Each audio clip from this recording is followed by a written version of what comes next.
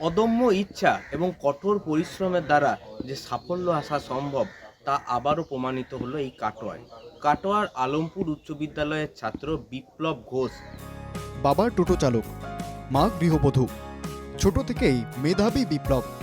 কাটোয়ার আলমপুর হরিমোহন উচ্চ বিদ্যালয়ের ছাত্র বিপ্লব ঘোষের মাধ্যমিকের ৯৭% ফলের প্রশংসায় সকলে।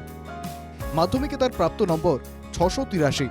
মাত্র ৩ নম্বরের জন্য মেধা তালিকায় স্থান না পেলেও খুশি বিপ্লব। ভবিষ্যতে অঙ্ক নিয়ে এগোতে চায় সে। স্বপ্ন ইঞ্জিনিয়ার হওয়া। এই যে সাফল্য পেয়েছো, সব থেকে বেশি কাকে দেবে এই সাফল্য?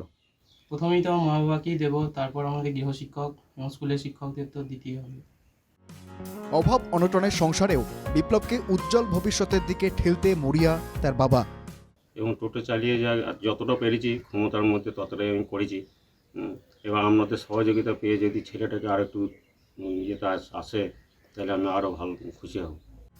বিপ্লবের মা তনু রানী ঘোষ গৃহবধূ।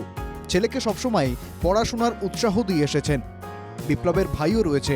সন্তানদের উজ্জ্বল ভবিষ্যতের আশায় প্রার্থনা করে চলেছেন বিপ্লবের মা। আছে হয়তো বাবার যতটা ক্ষমতা ইচ্ছা পারবে, সামর্থ্য অনুযায়ী হয়তো বাবা চেষ্টা করবে, বাবা মা দুজনে মিলেই চেষ্টা করবো। তাই আর্থিক প্রতিকূলতার কাছে হার না মেনে জীবনে এগিয়ে চলার উদাহরণ সৃষ্টি করলো বিপ্লব। কাটোয়া থেকে সৈকত ভট্টাচার্য, NKTV বাংলা।